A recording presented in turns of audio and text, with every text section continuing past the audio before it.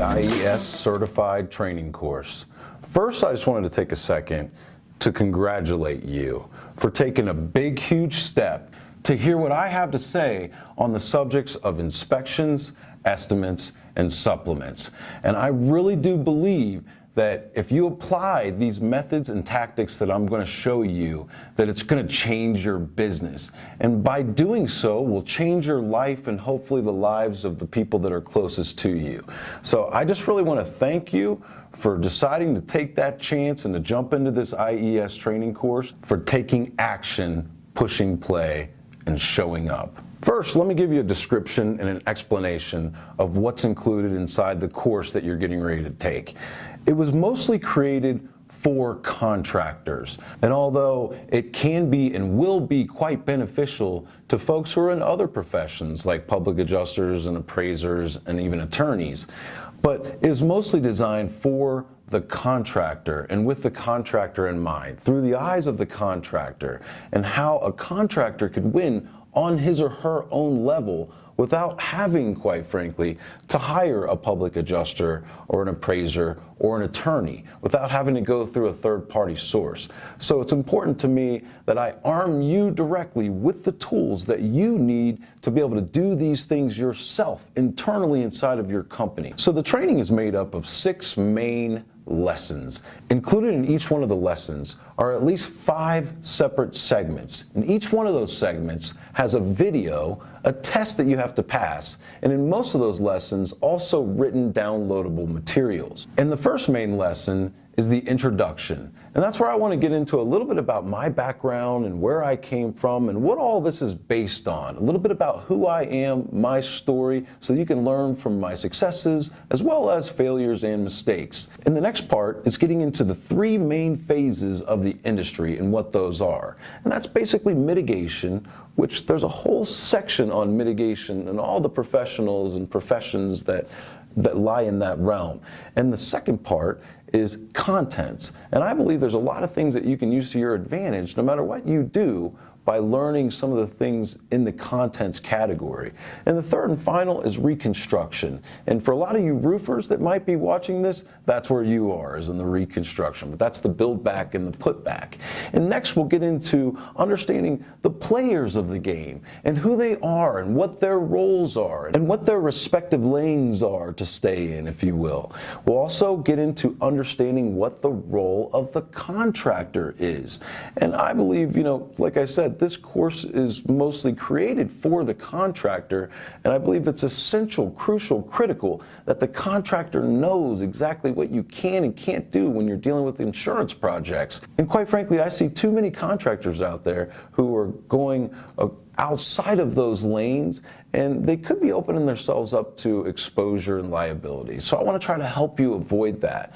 And then finally, in that introduction lesson, we'll cover understanding an insurance estimate. So that's where we'll actually go through and break down a few different insurance estimates, and I want to help you understand what it is that you're reading when you're looking at insurance estimates and how to spot problems and flaws right away, pretty quickly, so that you can scan an estimate and be able to spot what's wrong with that insurance estimate in a pretty quick period of time. And then the next main lesson is getting into the code game and understanding how to use building codes to win in this game. And if you can't act as a public adjuster, and if you have to stay in your respective lane as a contractor, and you can't say certain words, and you're not allowed to talk about policy and coverage, this is one of the biggest categories that I really want you to wrap your head around, is getting into the building codes and using those as your secret weapon in your toolbox that you can use to win in this game over and over and over again. And quite frankly, the competitors in this game that are on the other side don't do enough to keep themselves up on building codes, if any at all. And so if you take the time to invest into your knowledge and understanding of just the basics of the code game and using building codes, then you can actually find an advantage, which oftentimes is so hard to find in this industry. So inside of the lesson of the code game, we get into the explanation of the various International Code Council codes. And we only just look at the main ones that you really need to focus on the most. most. So we're using the IRC, which is the International Residential Code, the IBC, the International Building Code, and the International Energy Conservation Code. So we'll just focus mainly on those three sets of codes, what their various versions are, okay? And then we'll also cover and share how to search for these building codes, how to find these oftentimes, most of the time, for free, with a quick Google search, how to find these codes, and then understanding and using the most effective building codes, only the ones that you need. So don't overwhelm yourself with what's included in the entire code books, but instead just using the ones that you need. And then finally, understanding how to use the local adoptions and amendments. So understanding, how do I determine which version of the code to use by starting at the city and then going from there. And then how to identify if the city adopted a certain version of the code, what changes they might have made, which are amendments. So we'll cover that. And I believe that with everything that we're going to cover in this training course on the building codes, you're going to arm yourself with some firepower that you can use to win in this game. Then next we'll get into how to perform a proper damage inspection. And this is so huge. This one section, this one main lesson, it covers so much of what I believe is lacking the greatest in this industry. You see, you can only write an estimate that's so good if you're lacking proper documentation. You can only get proper documentation from a proper damage inspection. And no matter how good that estimate is, when you submit it, then you have to deal with the pushback from the insurance carriers, and you have to deal with their rebuttals. And if you have the proper documentation, which can only come from a proper damage inspection, then you can push it all the way through to the end, finish strong, and end up with a lot higher profit margins and stop leaving the money on the table. So we're really going to drill down inside of that lesson, starting with before even going out to the property, investigating all available data that we have, because we want to go prepared. That's a big part of it, is the preparation before ever even going out there. I think too many times a lot of you folks are going to your estimates, which you're calling, inspections estimates, and combining the two, right? But you can't give a proper estimate or inspection without spending the proper amount of time, and also putting in the proper amount of preparation before you even go out there. Next, we cover the property inspection damage assessment tools. What all tools should you have in your toolbox before you go?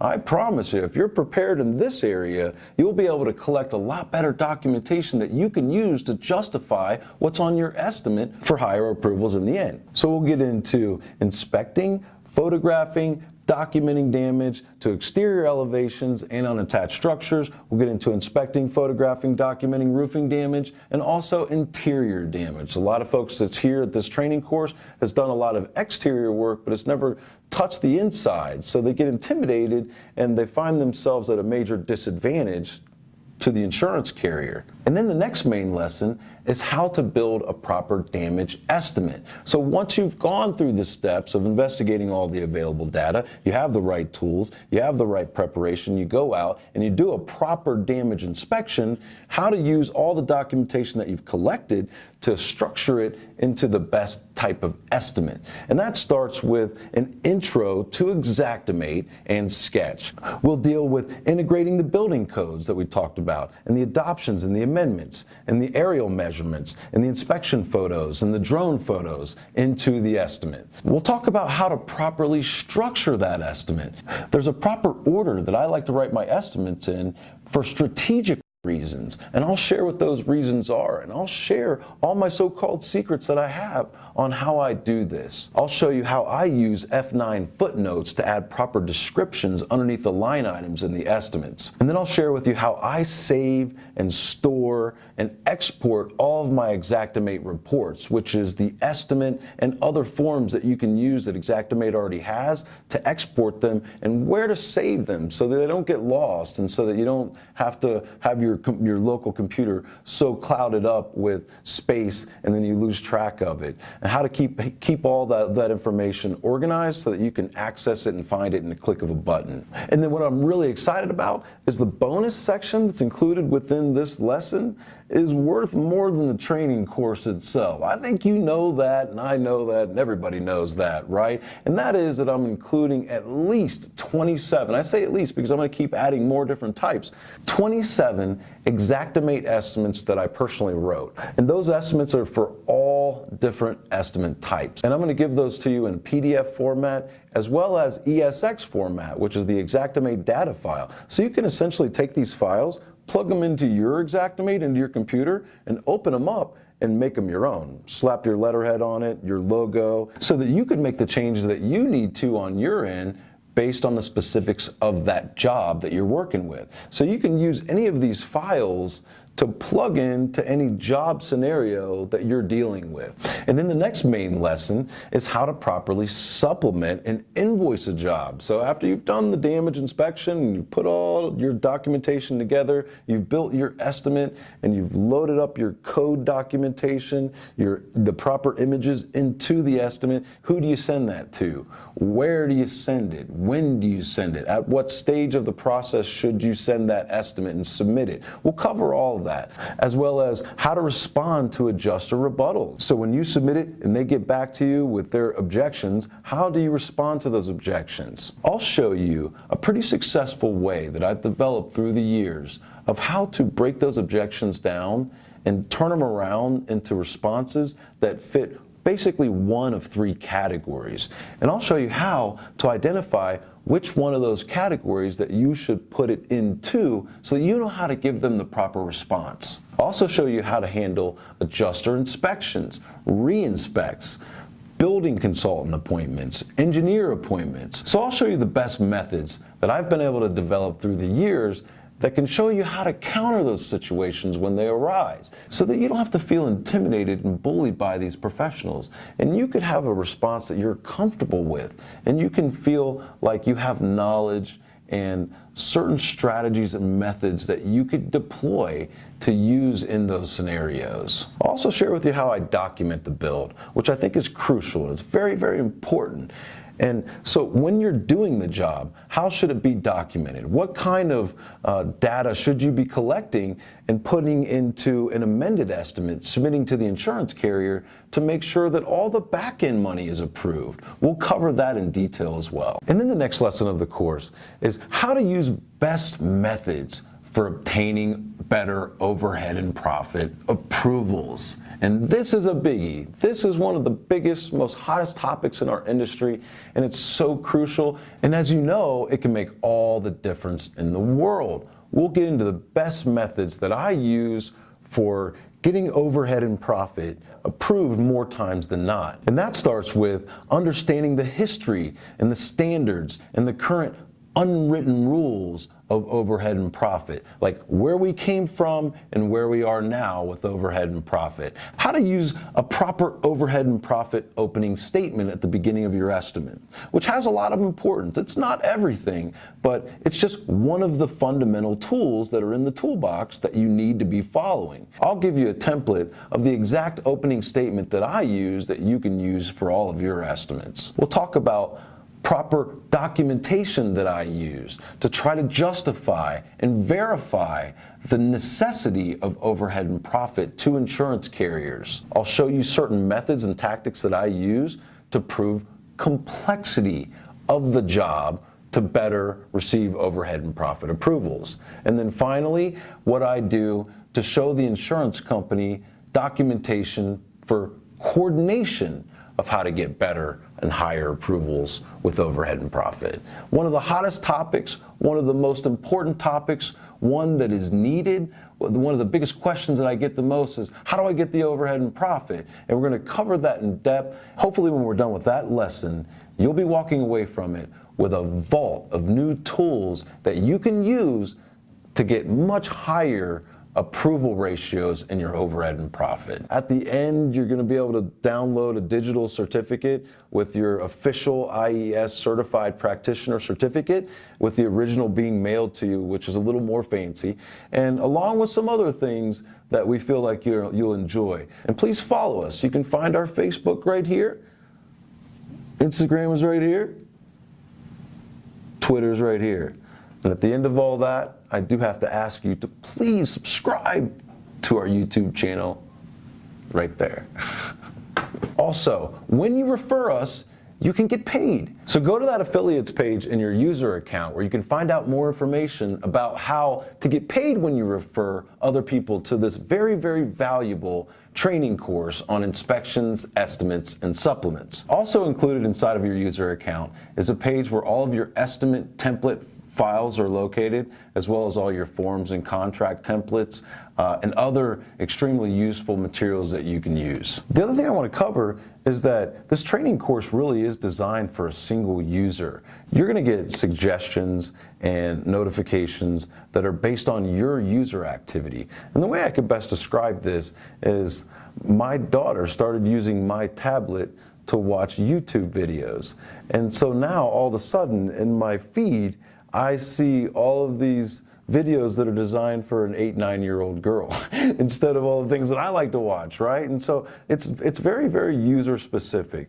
We have incredible, extremely reasonable multi-user plans, which the link to those plans is also inside of your user account. And we recommend that if you have a staff of folks and you want to run people through the training, instead of using just one user account to run each person through, set up a specific account for each person. That way they can get the best and most specialized training for them individually. If you're having trouble with anything on the site whatsoever, please contact us for help. We want to know about it. And then finally, I want to close this video with a quick legal disclaimer.